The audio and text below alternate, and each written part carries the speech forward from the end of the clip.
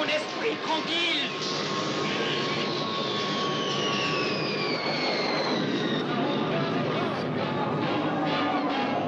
Restez dans votre monde. Allez-vous-en. Retournez d'où vous venez.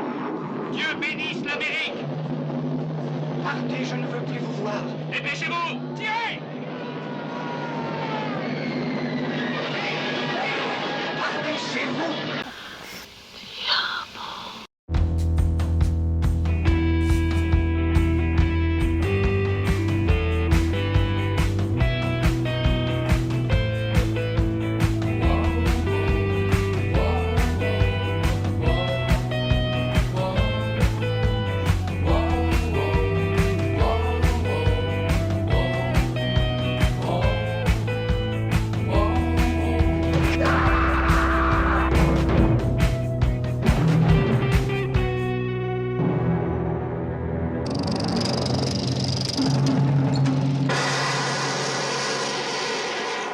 Ben voilà, waouh.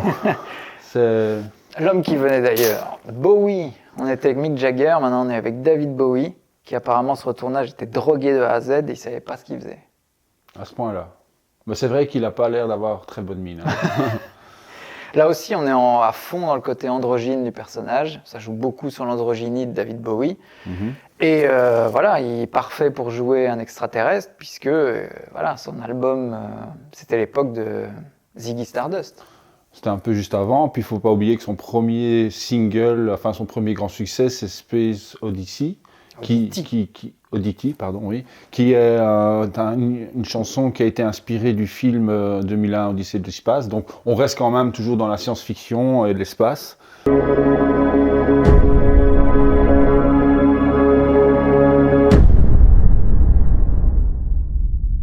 Et il y a une autre chanson de David Bowie de 1972, Live on Mars, qui est aussi une chanson en rapport avec l'espace. Donc voilà.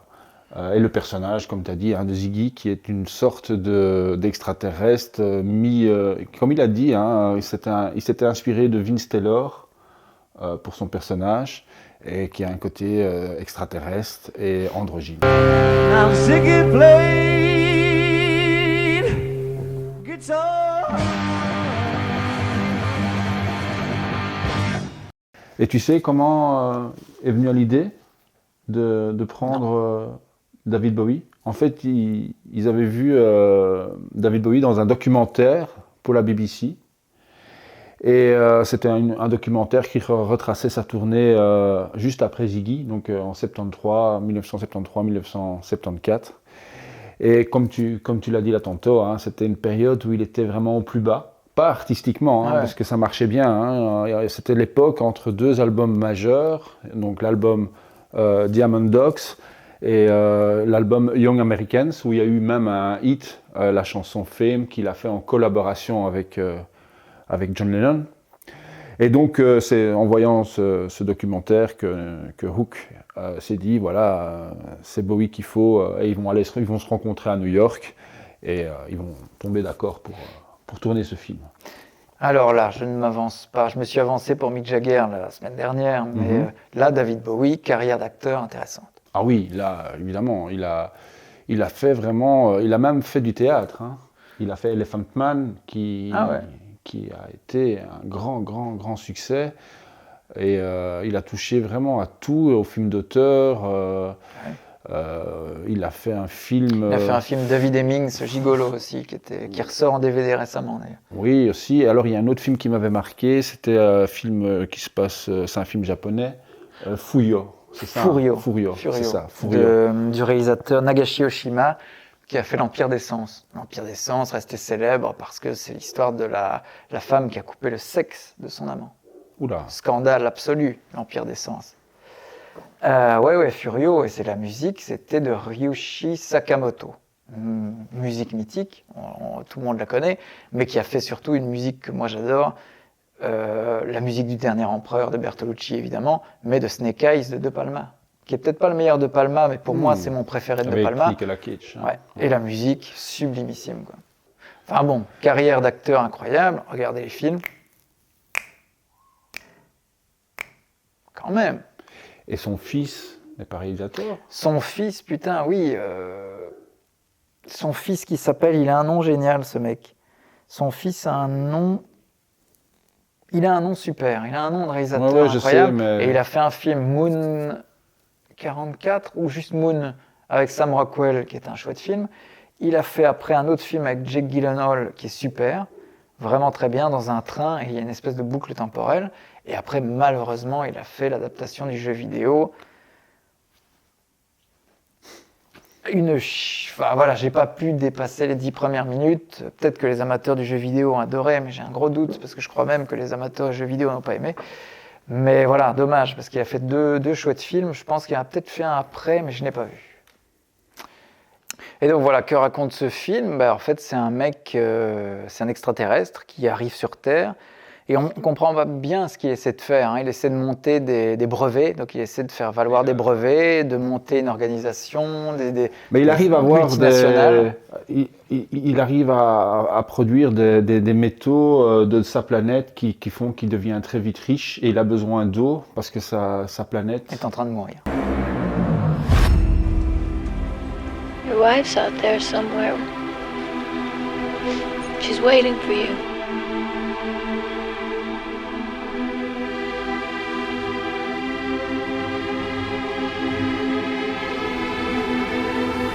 You won't find anyone who'd do for you like I've done for you.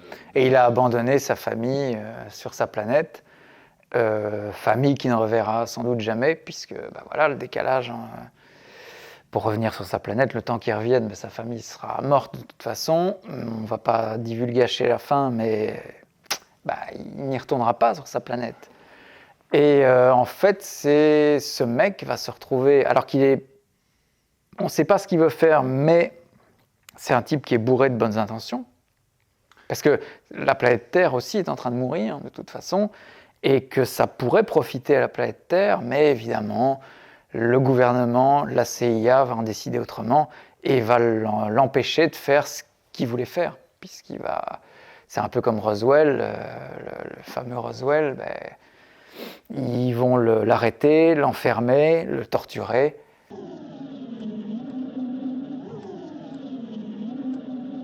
Si on analyse un peu le contexte du film, c'est quand même, il y a de nombreux points communs avec aujourd'hui. Donc, il y a les catastrophes écologiques, il y a le pouvoir des médias, il y a la publicité et aussi la xénophobie. Parce que comme il est différent, il y a aussi ça qui pose problème. Donc c'est un film très moral, hein, dans le fond. Oh, je t'aime, tu es si gentil. C'est normal. Donc par rapport à d'autres films d'extraterrestres, je trouve que il y a un manque de crédit par rapport à cela. Il y a aussi beaucoup de silence et des scènes un peu creuses, sans intérêt. Hein. C'est planant comme film. Il y a des bons moments, mais par exemple, il y a ce côté kitsch qui fonctionne très bien au début, mais après ça devient presque dégueulasse, quoi. Tu vois, je veux dire, tellement qu'on nous en met plein des tonnes. C'est-à-dire ça part, c'est un peu trop, quoi. Tu vois, c'est très sobre comme film, au contraire. Tu trouves ? C'est très classique, quoi. Moi, je trouve que les décors et tout ça, il n'y a rien, quoi. Non, moi, je trouve que c'est la ville, c'est le désert, c'est c'est un mec dans une limousine. Il y a aussi quand même pas mal d'incohérences et des longueurs, malgré le fait que ça reste très poétique, hein. Ça, je suis d'accord, hein. Il n'y a aucun problème là-dessus, mais ça reste surprenant dans sa structure, ça je suis d'accord, voilà, ça je veux bien. Et l'interprétation de David Bowie, elle est incroyable, c'est peut-être même son meilleur film. Il en fait d'autres quand même, mais là apparemment il ne jouait pas beaucoup, quoi. Il était drogué, en gros on lui demandait de faire des trucs, il savait pas très bien ce qu'il faisait. Très sobre, il est très mais sobre. Il est dans son rôle, quoi. Moi j'aime bien parce qu'au contraire je trouve ça très épuré comme film. On est vraiment dans les films de science-fiction, mais des années 70, c'est-à-dire qu'on est très loin des années 50 avec par exemple Le jour où la Terre s'arrêta, où c'est un peu le même style d'histoire, où un extraterrestre arrive pour essayer de faire comprendre aux hommes que il faut qu'ils changent de vie ou de mentalité, sinon ils vont crever. Black Tube. Verada. Et c'est un film qui en fait évacue tout sensationnalisme, c'est-à-dire qu'il n'y a rien, il y a juste un mec qui est dans une limousine, qui essaie de monter des brevets, qui essaye de créer sa boîte, qui s'appelle, j'ai oublié le nom de sa boîte, mais en plus il s'appelle Newton, en référence à tout ça. Et c'est très réaliste parce qu'il essaye vraiment de jouer avec tous les codes de notre monde, c'est-à-dire le capitalisme, tout ça. Il essaye d'engranger du pognon, parce que c'est ça qui fonctionne. S'il veut réussir quelque chose, il doit avoir du pognon pour monter ses trouvailles, ses inventions.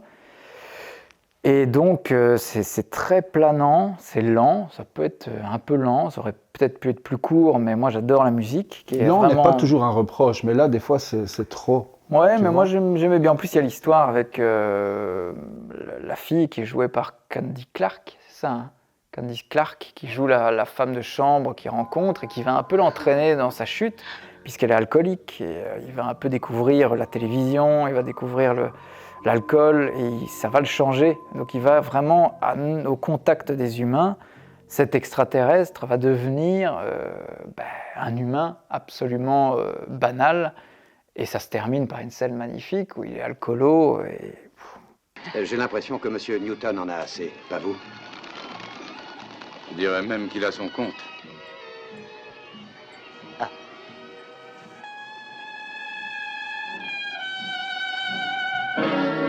Magnifique scène, tu vois, où il a rien pu faire, quoi. Et donc il a été complètement changé par le mode de vie des humains, qui est un mode de vie épouvantable. En gros, c'est un film pessimiste, hein, ça c'est clair. Très.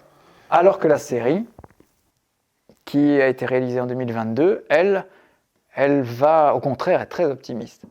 Parce qu'en fait, donc, on retrouve David Bowie, on le retrouve à la fin de la saison de la série, on retrouve David Bowie et l'extraterrestre qui est joué par cet acteur, qui joue dans 10 Years a Slave. Il vient sur la planète parce qu'il a été appelé par David Bowie vieux pour refaire ce qu'il n'a pas pu réussir. Et donc, on va comprendre dans la série qu'il veut encore sauver sa planète et sauver la planète Terre. Et la fin se termine par 5 Years de David Bowie qui est dans l'album Ziggy Stardust. Et c'est un très beau moment de cette série qui est beaucoup plus accessible, beaucoup plus banale, parce que là c'est vraiment une série où c'est réalisé pour qu'on soit accroché. Maintenant, la série n'a pas marché, donc preuve que c'est pas gage de qualité d'être dans les clous, quoi. C'est-à-dire que le film de Nicolas Roeg est beaucoup plus intéressant à voir parce qu'il est plus épuré. La série est beaucoup plus classique, en fait.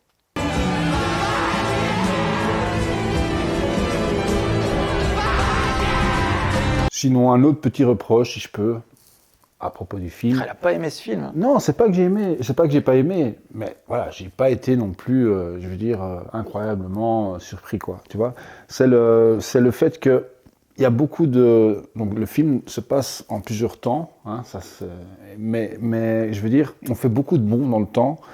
J'adore nos promenades dans la campagne. Pas toi, chérie?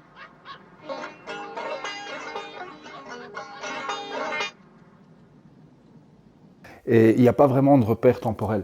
On est un peu perdu par moment. Ah, pas besoin. Bah si, puisque moi, ça m'a un peu... c'est linéaire. Donc. Mais qu'est-ce qu'il y a? Rien. Papa, regarde, papa! Regarde ça! Oui, mais non, mais c'est un peu... ça passe sans explication, on passe d'un moment à l'autre et on est un peu perdu, on ne sait pas.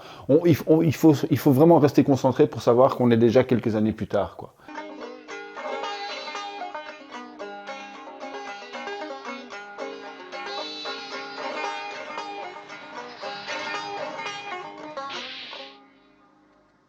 Et là, ça peut laisser un peu... On voit les autres vieillir. Oui, c'est à partir de ce moment-là qu'on commence à comprendre. Mais avant ça, c'est un peu compliqué, quoi. Mais bon, mis à part ça, c'est un film intéressant. Comme je l'ai dit, c'est un film moderne qui a beaucoup de points communs avec le monde d'aujourd'hui. Donc voilà, rien que pour ça.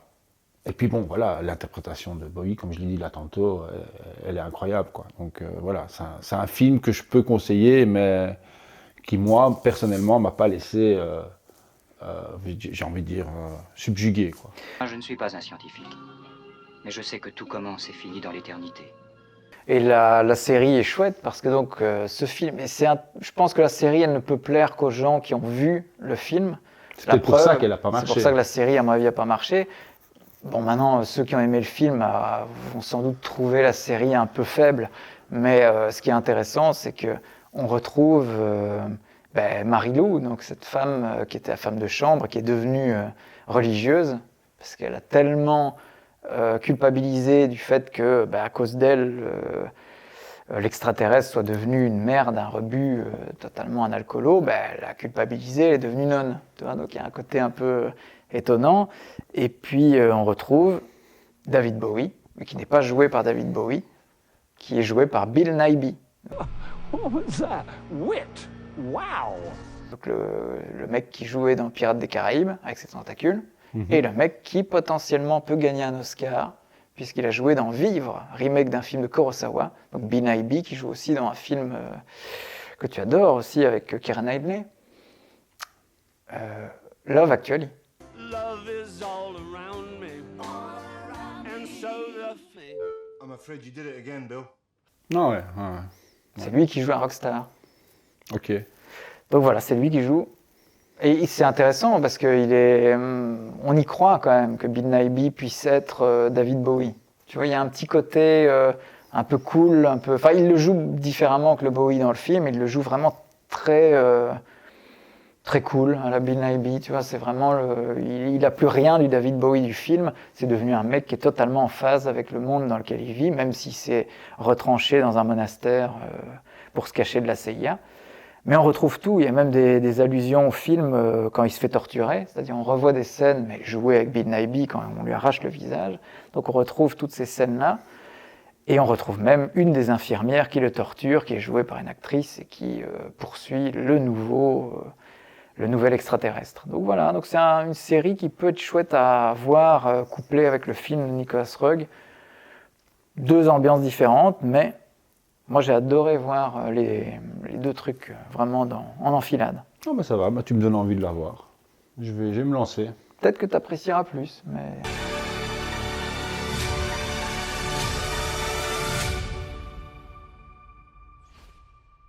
Ouais, pas sûr. Mais ça va, hein, je dis, on pourrait croire que j'ai pas aimé, mais non, j'essaie juste de donner mon avis. Oui. Mais voilà. Oui, bon. Donner le vôtre aussi, hein, parce qu'on est curieux de voir ce que ce film peut... Enfin voilà, quand vous l'aurez vu, si vous ne l'avez pas encore vu, donnez-nous notre avis, ça nous intéresse, parce que c'est un film curieux, quoi. C'est toujours aussi un film de... Quelle année? 70 75, ouais. 75. Ouais. Donc on n'est pas loin de performance, mais on n'est pas du tout dans l'expérimental. Non, là on est dans le plus classique, hein, c'est clair. On est très classique. Mais bon, voilà. C'est un film d'extraterrestre, sauce très épurée. Quoi. Sans effets spéciaux. À part part l'apparition de David Bowie, qui est quand même...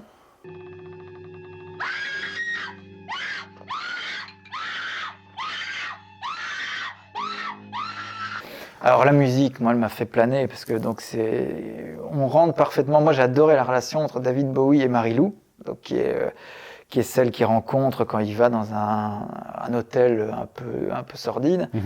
Et je trouve la relation entre ces deux-là est très touchante, quoi. Moi, c'est ça qui m'a plu dans le film, c'est la relation entre ces deux personnages, qui ont tous les deux... lui, il est un peu décontenancé, parce que c'est un extraterrestre dans ce monde-là. Et elle, c'est une alcoolo en perte vraiment de sens, de repère. Et ils se retrouvent ensemble. Et ils vivent une belle histoire d'amour qui est vraiment magnifiée par la composition de Stomu Yamata. Oui, tout à fait. Et il y a aussi l'autre compositeur qui est John Phillips, qui était le chanteur, auteur-compositeur du groupe Mamas and Papas. Monday.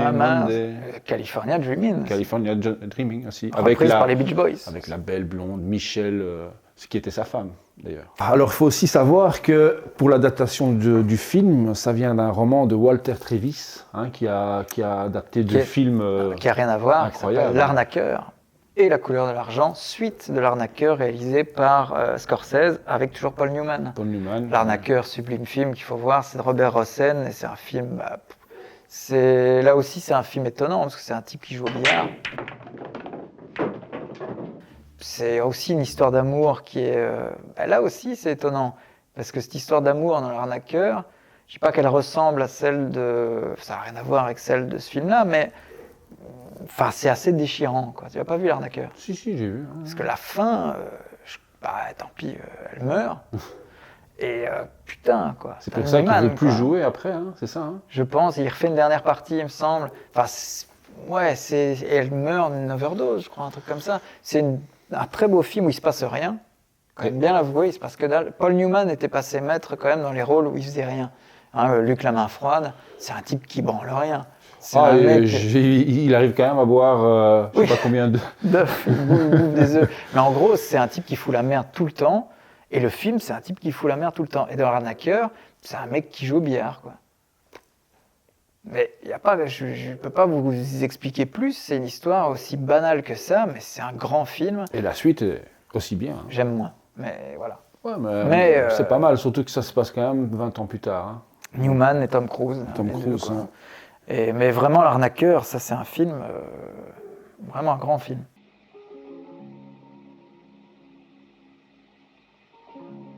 Pauvre Harry. Pauvre Harry. Pauvre Harry. Il n'a jamais levé le petit doigt pour vous. Et donc voilà. C'est globalement donc un film. Alors moi que je conseille. Moi je ne le déconseille pas, mais je dis simplement que moi j'ai préféré Performance. Si je dois choisir, mon choix est vite fait, ça sera Performance, pour les raisons que j'ai expliquées durant la vidéo. Mais sinon, voilà, je ne vais pas non plus crier au scandale. Hein, voilà, c'était très bien, mais bouffez-vous ça avec la série, vous aurez peut-être une indigestion, mais pas dit. Bon, la série est un peu longue, mais c'est vraiment très très satisfaisant de voir la continuité du film à travers cette série, parce que le film nous laisse un peu sur notre faim. Oui, moi oui. Parce que ça marche pas, quoi. C'est terrible, parce que les années 70, c'était des films, ça marche pas. Tu vois, maintenant, on peut plus faire des films comme ça, surtout pas aux États-Unis, et avant non plus. Mais il y a eu une période bénie où, en gros, on faisait des films sur des gens qui marchent pas, sur des losers, quoi. Easy Rider, c'était des losers, ça marche pas. Là, ça marche pas. Performance, c'est autre chose, ça n'a rien à voir. Mais je veux dire, il y avait beaucoup de films comme ça où c'était des gens qui étaient... des anti-héros. Oui, c'était tragique parce que c'était vraiment le ratage absolu, quoi. C'était une ode au ratage, quoi. Et des vrais gens, quoi. En fait, c'est pas des films... et c'est pour ça que la série est très différente. Là, ça marche. Comme le personnage d'Al Pacino dans Un après-midi de chien. Ça, c'est typique aussi du personnage... Magnifique. Surtout, l'histoire est encore plus d'actualité aujourd'hui, puisque pourquoi ils font ce braquage dans Un après-midi de chien? C'est parce que le petit ami d'Al Pacino veut changer de sexe. C'est fou quand même. C'était déjà... Et c'était une histoire vraie, hein, c'était un fait divers. Et donc, il braque cette banque pour que le mec puisse changer de sexe. Et aujourd'hui, à l'époque, à la rigueur, on pouvait voir ça en se disant « Putain, c'est étonnant, quoi, on n'y croit pas, ou alors on n'est pas familiarisé à ce sujet-là, alors qu'il y en avait eu avant. » Mais aujourd'hui, maintenant, ça paraît banal, et ça, au contraire, ça redonne une deuxième vision à ce film. Donc on pourrait faire toute la filmo de Sidney Lumet, d'ailleurs. Oui, très bon réalisateur. Hein. Avec un super rôle de Paul Newman dans Le Verdict. Ça, j'adore. Magnifique film avec Newman. On pourrait faire aussi la filmo de Newman. Hein. Ah oui, il y a à voir. Hein. Il y a à voir. Hein. Même s'il était un peu chiant, il a fait chier Alfred Hitchcock. Parce que c'était un type de l'acteur studio et Hitchcock n'aimait pas ça du tout. Il a eu déjà affaire avec Montgomery Clift, qui était aussi un adepte de la méthode sur la loi du silence. Et Hitchcock disait à Montgomery Clift, bon là tu sors de l'église et tu regardes le ciel. Montgomery Clift évidemment il dit, pourquoi je fais ça? Parce que je te le demande. Donc voilà, donc ça c'était la petite anecdote. Et apparemment, ça s'est passé aussi avec Paul Newman, puisqu'il essayait d'avoir un regard neutre de Paul Newman. Et Paul Newman, déjà avec son regard incroyable, et en plus avec sa façon de jouer, voilà, Hitchcock n'avait pas ce qu'il voulait, quoi. Donc je pense qu'il a eu du mal. Mais Paul Newman, il avait un regard de star. Et star, c'est étoile. Et quand on dit étoile, on dit quoi? Une étoile est née. Et ça, les gars, c'est pour la vidéo prochaine. A Star is Born. Et là, on va vous parler pas de 1, ni de 2, ni de 3, mais des 4 versions de Il est toi l'aîné. Et on vous dira pas laquelle on préfère aujourd'hui. Mais on vous le dira dans l'épisode prochain de Fin de séance. À bientôt.